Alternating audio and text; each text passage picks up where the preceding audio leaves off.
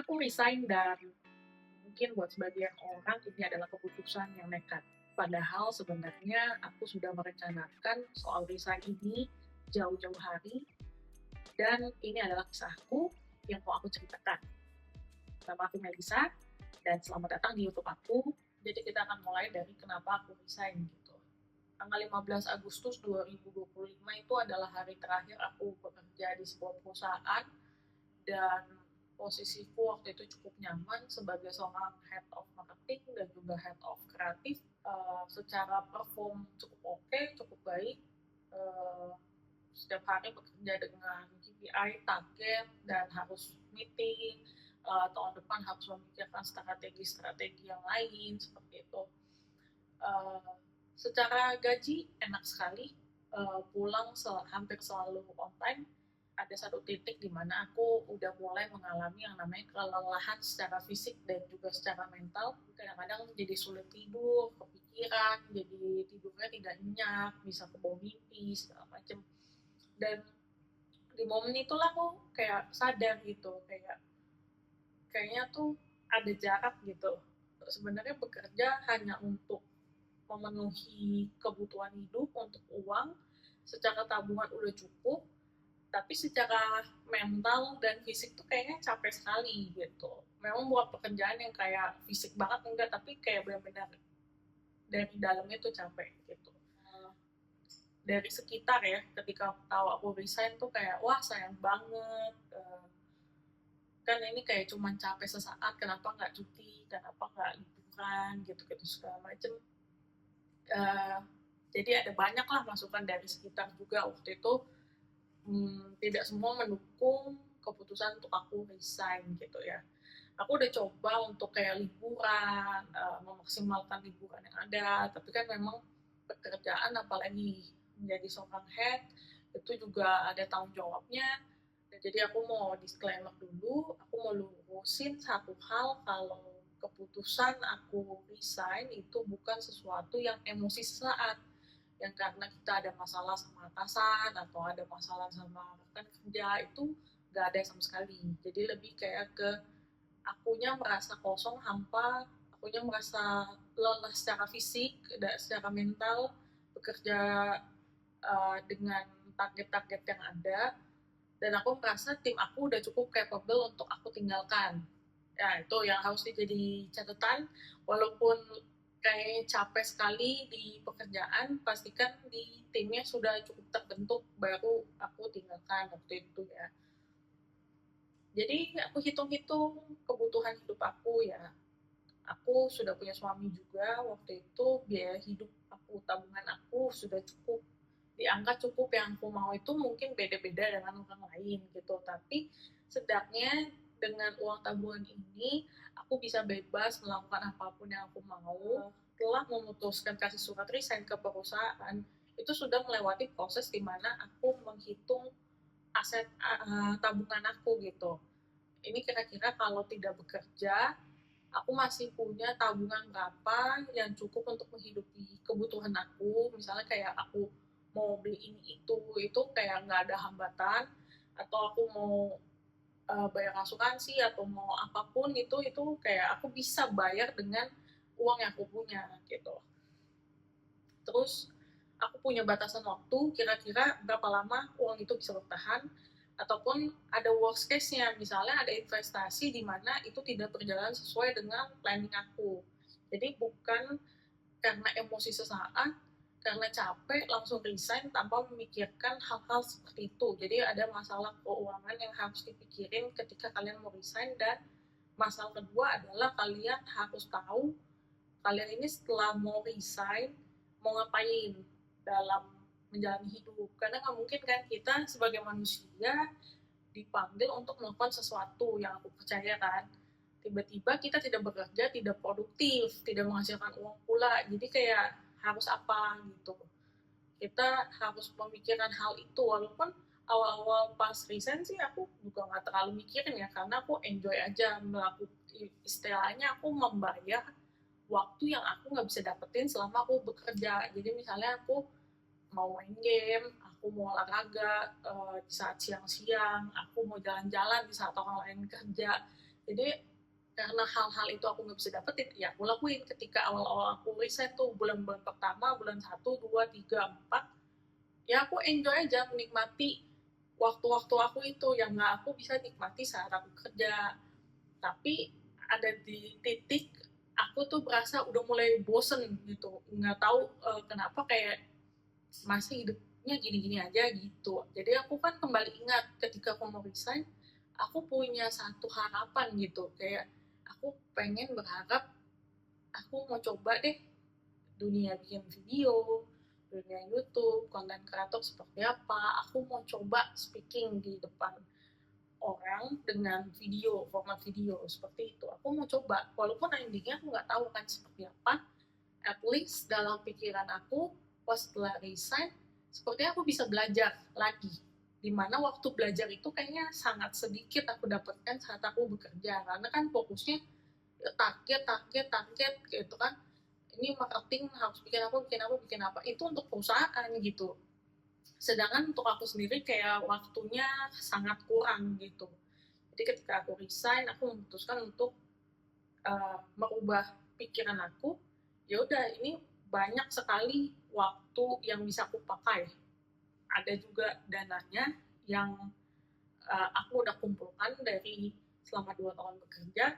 Ya aku mau pakai buat apa gitu. Kalau biasanya untuk membangun impian perusahaan, profit perusahaan, kenapa nggak aku balik, aku coba membangun diriku sendiri gitu. Jadi momen resign ini aku pakai bukan sekedar ya udah resign, tidak produktif, kabur dari rutinitas, selesai gitu. Jadi bukan itu intinya gitu. Jadi ini bukan keputusan yang impulsif, yang sesaat ataupun meledak-ledak karena ada masalah di kerjaan maka aku kabur, enggak begitu. Jadi aku lebih pengen balik lagi ke pertumbuhan diri aku seperti apa gitu. Aku nggak langsung ketika resign itu mencoba hal baru, butuh waktu kurang lebih 4 bulan untuk aku bisa berani mencoba membuat video ini untuk pertama kali gitu. Jadi aku memilih untuk kasih waktu untuk rehat ke diri aku sendiri sampai benar-benar aku merasa udah cukup waktunya gitu. Aku butuh ruang untuk sendiri, aku butuh ruang untuk membeli waktu yang nggak bisa aku dapat saat aku bekerja, dan aku butuh tenang untuk memikirkan ulang apa yang sebenarnya aku pengen coba sebelum usia terus bertambah dan ternyata itu cuma jadi angan-angan karena aku nggak pernah mau coba gitu. Jadi alasan dibalik resign ini adalah aku sudah mempersiapkan tabungan, dan juga aku sudah setidaknya punya gambaran mau ngapain setelah resign. Setelah resign misalnya ada yang berpikir mau bekerja lagi sama orang, itu juga nggak apa-apa sebenarnya menurut aku. Balik lagi gitu, di 2025 ini opportunity itu sangat banyak, kita bisa coba apapun untuk mendapat uang gitu. Tetap dalam hidup ini menurut aku segala kenyamanan atau segala kenikmatan yang kita terima hari ini tuh pasti ada pengorbanan seseorang di balik itu semua. Misalnya kamu tidak bekerja tapi kamu masih bisa makan, ya mungkin ada orang-orang yang mengasihi kamu untuk bekerja sampai kamu bisa makan. Misalnya suami kamu kerja, and then kamu bisa makan gitu tanpa harus bekerja gitu. Atau ya orang tua kamu mungkin bekerja dengan sepenuh hati sampai kamu tuh tetap bisa hidup gitu, tetap bisa makan walaupun kamu tidak bekerja. Jadi menurut aku konsep kita tidak bekerja itu jangan sampai mematahkan konsep berarti kalau tidak bekerja, tidak produktif, dan tidak usah mencari uang. Karena dalam hidup ini pasti semua itu ujung-ujungnya adalah berkaitan dengan uang, menurut aku. Makanya kenapa aku tekankan dari awal video ini bukan untuk mengajak orang lain resign tanpa backup plan, tanpa tabungan, tanpa tahu mau ngapain gitu. Karena video ini kurang cocok untuk orang-orang yang YOLO, yang resign main resign, nantinya gimana serah gitu. Itu kayaknya aku pernah mengalami hal-hal fase seperti itu, tapi kurang cocok untuk diterapin sekarang di usia 30-an ya gitu. Jadi ambil waktu sejenak untuk resign, untuk kasih jeda, untuk kasih titik sebentar, dan itu masih ada koma lanjutannya kamu mau kemana gitu. Dalam sebuah penulisan itu nggak semuanya tuh isinya titik gitu, masih ada koma yang harus dilanjutin, ini ceritanya mau kemana atau kalimatnya mau kemana gitu menurut aku. Nah, hal hal yang paling berat menurut aku, salah satu yang paling berat ketika aku resign, biasanya orang itu selalu mengidentifikasi dirinya dengan pekerjaannya. Jadi ketika kita ketemu teman atau ketemu orang baru, kita pasti akan lebih berasa happy kalau misalnya kita mengenalkan nama kita dengan jabatan kita biasanya gitu. Nah itu juga agak aneh waktu awal-awal aku mengalami yang namanya kita resign tiba-tiba nggak ada kerjaan, nggak ada jabatan gitu. Jadi ketika aku ketemu teman main aku, iya aku Melisa gitu, atau orang baru, iya aku Melisa gitu, kerja di mana sekarang, terus kayak bingung, sempat ada di titik kayak bingung. Dan akhirnya aku sadar sih selama ini aku terlalu mengidentifikasikan diri aku adalah pekerjaan aku, adalah dunia aku, pekerjaan aku itu dunia aku, seluruh hidup aku. Padahal ketika itu hilang, ketika kita mengidentifikasikan diri kita sebagai pekerjaan atau jabatan, ketika itu hilang, mungkin ada perasaan itu kayak kehilangan jati diri gitu. Padahal menurut aku, kalau kita pun dikenal sebagai nama, itu harusnya tidak apa-apa gitu. Itu perasaan yang jujur sih ketika ketemu teman, dia udah sampai level apa, aku kok berasa kayak useless, sempet ada di titik seperti itu. Tapi akhirnya ya udah, aku berasa jabatan dan level tertentu tuh akan berhenti gitu. Tapi bagaimana orang lain mengenal aku itu adalah bagaimana sikap aku memperlakukan dia gitu. Dan aku juga ya sekarang kalau ketemu orang ya aku apa adanya. Aku Melisa, aku ibu rumah tangga, kesibukannya lagi ngapain, lagi suka main game misalnya, aku cerita apa adanya aja gitu.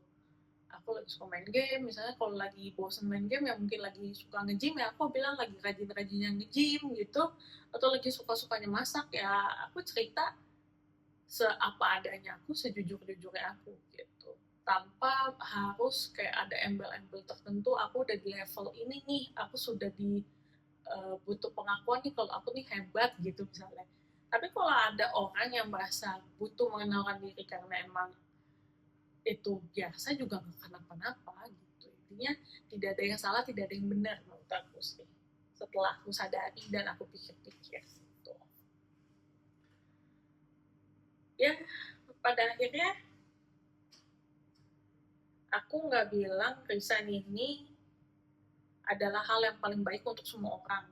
Tidak semua orang juga harus melakukan hal ini.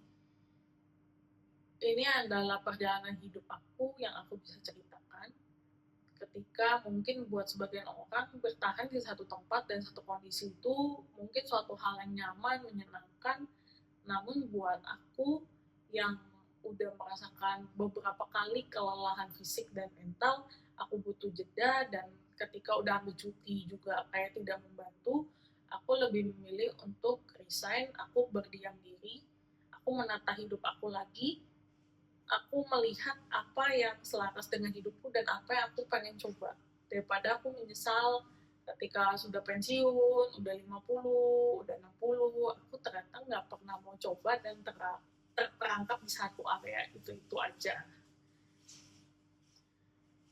Channel ini bukan untuk buat pamer siapa lebih berani, siapa lebih nekat. Ini sebuah dokumentasi perjalanan hidup aku yang mengambil sebuah keputusan dengan sadar. Dan kalau kamu mungkin lagi di fase yang mirip dengan aku, mempertanyakan soal hidup, pekerjaan, bagaimana menata hidup setelah resign, bagaimana tentang keuangan, tentang arah hidup, kita bisa sharing di kolom komentar, kita bisa tukar pendapat, pandangan hidup itu dengan bebas, dengan terbuka. Silakan komen di kolom komentar di bawah. Dan kalau teman-teman suka, silakan subscribe, Dengan senang hati saya menyambut teman-teman di sini dan kita akan lanjut di video selanjutnya. Sampai jumpa.